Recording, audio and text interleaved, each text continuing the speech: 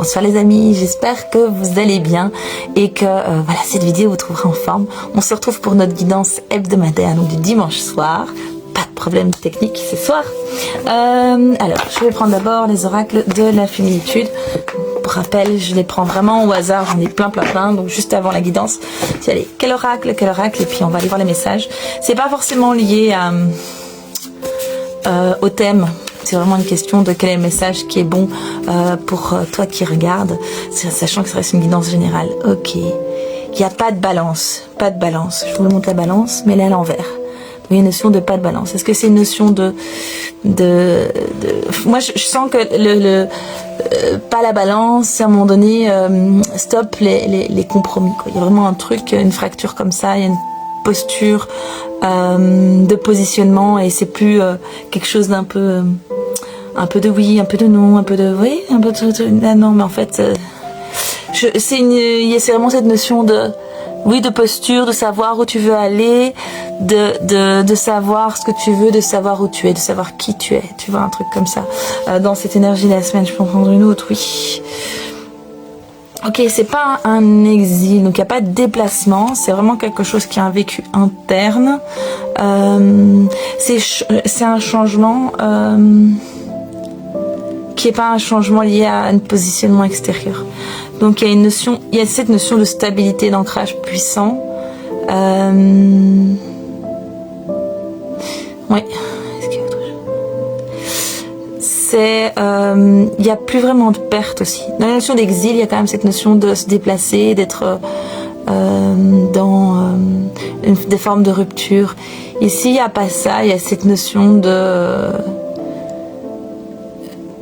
rien ne change sauf qui je suis, ma posture. Alors ça ne veut pas dire que ça ne va pas impacter le monde, évidemment, mais il y a cette notion de rien ne change en apparence. En tout cas, rien ne change vraiment autour de vous dans un premier temps. Ouais. Tu veux... Ouais, ok. On va prendre le miroir. Il y a cette notion, oui, pardon. Il y a cette notion juste avant la guidance, c'est cette notion de couple pour cette guidance. Donc ça parle. Alors couple peut-être dans le sens le plus large du terme. Évidemment, ça peut parler dans une relation amoureuse, mais ça peut parler aussi en termes de partenariat, en termes de oui, pas nécessairement. Enfin, il y a une notion d'horizontalité, c'est-à-dire qu'il n'y a pas de personne au-dessus ou en dessous. Alors évidemment, formulé comme ça, c'est un peu bizarre, mais donc par exemple pour la famille, ça me disait parce qu'il y a cette notion d'être en relation sur un même plan. Quand il s'agit par exemple d'un point de vue familial avec des générations antérieures ou des générations, les générations qui nous suivent, il y a quand même une notion de positionnement différent. Tandis que là, c'est vraiment une forme de vraiment très fort d'horizontalité. Donc, pour moi, c'est dans du relationnel, potentiellement amoureux, mais en tout cas, c'est sur un plan vraiment horizontal. C'est quelqu'un qui est sur le même niveau que toi qui regarde, quoi. C'est pas et ça peut aussi être plus général dans la relation aux autres par rapport justement aux gens qui sont au même niveau, hein. Et peut-être aussi une posture que toi tu vas adopter qui va faire que tu vas finalement te considérer comme un être humain parmi les autres êtres humains et que cette hiérarchie va disparaître. Mais ça, je dirais que ça correspond vraiment à peut-être 5% des personnes qui regardent. De manière plus générale, c'est plutôt dans une relation en particulier, en tout cas. Oui, il y a quelque chose, il y a un potentiel chance par rapport à ce positionnement-là. Ouais. Comme un truc. C'est marrant parce qu'il y a cette notion de... Tu crois qu'en étant toi, tu vas perdre, mais en fait, tu vas gagner. Tu vois ce que je veux dire? C'est un truc de cet ordre-là. C'est... en fait, c'est pas que tu crois que tu vas perdre, c'est que tu lâches prise par rapport au fait que tu vas perdre quelque chose dans la relation. Et en fait, tu vas y gagner quelque chose. Alors, peut-être pas dans la relation en elle-même, quoique, pour pas mal d'entre vous, il y aura quand même à travers la relation en elle-même un beau cadeau derrière. Mais... ouais, et il y a plein, en fait, je vois plein de cadeaux. C'est comme si, ici dans les images que j'ai, en fait, ça me remet sur l'image ici de la balance. Mais donc on voit là, il y a plein de pierres dans la terre, ça c'est des pierres précieuses, comme plein de pierres précieuses que vous avez trouvées dans la terre et que vous imaginez pas qu'il y avait ça là-bas en dessous. Donc voilà. Dans 18, la page numéro 18. Ok. Ouais, un rêve. Ouais. Alors, c'est parce que là, il me fait prendre un peu autrement. Donc, le rêve, Ça parle d'ambition, de cauchemars, de songes, des souhaits, des visions, des aspirations. Ouais, il y a comme... Oui, c'est un changement de paradigme. J'entends le mot manifestation. Manifestation de quelque chose qui n'était pas visible avant, qui était pas palpable avant, qui était peut-être pas conscient avant. Pas conscient, c'est pas le bon mot. Pas visible. Qui n'avait pas d'espace pour exister. Qui à travers un positionnement peut-être plus affirmé, plus clair, un maintien aussi dans ta posture. Hein. Nouveau, il n'y a pas de déplacement. Ça, c'est vraiment quelque chose d'important. C'est pas dire ok, ça me plaît plus, je me casse. C'est voilà ce que je suis. Ok, il y a autre chose qui bouge autour.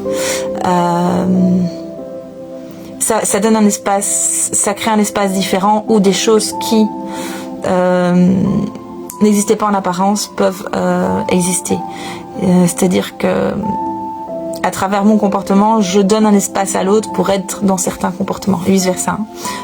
C'est pareil quand c'est la personne en face de moi. De par son attitude, elle m'ouvre des portes au niveau de mon attitude à moi. Si j'ai quelqu'un en face qui est très ouvert, très bienveillant, je vais être plus à même de me dévoiler, de m'ouvrir, que si j'ai quelqu'un qui au contraire, même qui est bienveillant a priori, mais qui porte des masques, qui dit il faut que je sois la personne gentille, il faut pas que je dise ça, il faut pas que je sois blessante, enfin, ou qui incarne un rôle, il faut que je sois c'est dans le cas du couple, de famille recomposée, un père de substitution, où j'ai un rôle en tout cas de ce type-là. Enfin, voilà, il y a des trucs. Là, on se sent moins, si on est dans une relation dans une personne, enfin face à une personne comme ça, on est moins à l'aise pour être dans son authenticité, parce que la personne n'est pas dans son authenticité, parce qu'elle a plein d'attentes, etc. Et donc il y a tous des enjeux, mais des jeux qui sont alors pour la plupart inconscients, mais parfois c'est conscient que, c'est-à-dire je sais mais je fais semblant que je mets une couche dessus pour que ça se voit pas. C'est comme t'as une petite tache sur ton mur, tu mets un tableau devant, comme ça ne se voit plus. Mais la tache elle est toujours là en fait. Hein, donc toi tu le sais, le jour où il y a quelqu'un qui décroche le tableau qui dit il y a une tache là. Ou tiens c'est bizarre ce tableau à cet endroit-là, ça va pas. Bon bref, donc une posture, est-ce qu'il y a autre chose? Non, non, ok. Donc voilà, donc ici, pour résumer, donc il y a vraiment comme un arrêt de hésiter, de tergiverser, ça peut être une hésitation entre différents choix, mais pour moi c'est plutôt lié à une posture, voilà, le gentil ou le méchant, la part féminine, la part masculine, enfin il y a vraiment un truc c'est une forme d'instabilité qui cesse. Là tu vas venir t'ancrer, tu vas arrêter de tergiverser, en fait c'est quoi, là maintenant on arrête de m'emmerder, moi enfin m'emmerder ou pas m'emmerder, mais surtout c'est nous-mêmes qui nous mettons toutes ces limites, mais ok, tant pis, je suis moi et puis on verra bien. Et c'est ça qui ouvre en fait cette chance. Je vous souhaite une bonne semaine.